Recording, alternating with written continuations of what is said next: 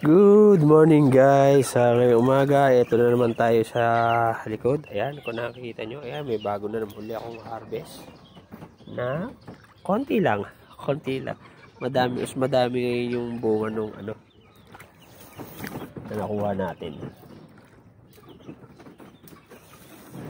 Yung bunga ng ampalayan ligaw.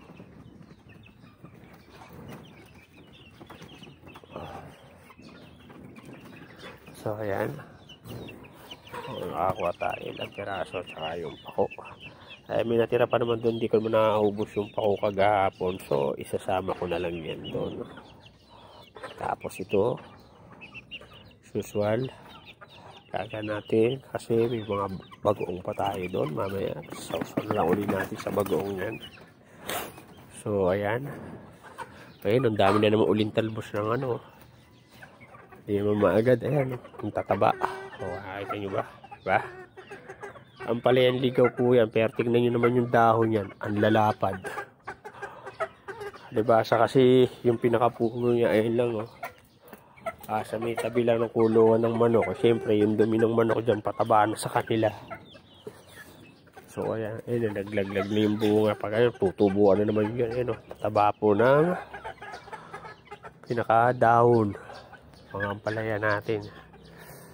So ayun, nag-harvest na muna tayo. Hindi pa ako nakakapagpatuka ng manok. So ikot muna tayo kasi maghalos yung ulan. So bukas ng umaga may haharvestin na ulit tayo rito. Ayan, dalawa yan, nakaabang na yan. Ayan, at saka ayun, yung isang medyo mas malaki-laki, taklob eh. Ayan. Tapos may mga kasunod na yan guys. Ayan, marami po yung bulaklak. Tsaka ito dito sa kabila. Ayan, bukas pang harvest na yan. At tsaka ayun. So ayan, may maraming mga buko-buko yan dyan.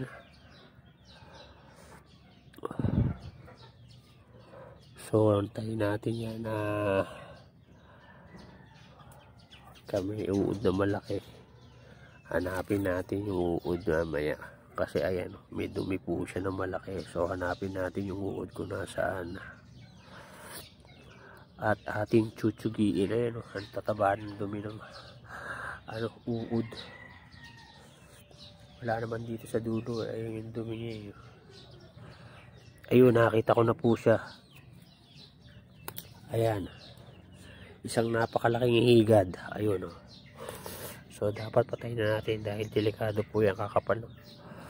Delikado po yan sa manok at saka sa tao dahil pag naabot ka niyan, nako, solid ang pantal mo sa katawan, lalo pag nadikitan ka ng balahibo. So ayan muna po ang natin para sa ngayong umaga na umpisa ng ating mga activities. So nagawa ko pa lang, pinakain natin yung mga gapis natin na nandun. Tapos yung gapi din natin na nandun. Tapos nag-harvest tayo na konting gulay. So uuwi ko muna to at pagkatapos magpapakain tayo ng hayop. So hanggang dito na lang muna po ang video na to guys. So maraming salamat po sa panonood. Happy planting, happy breeding, happy lang po lahat. God bless po.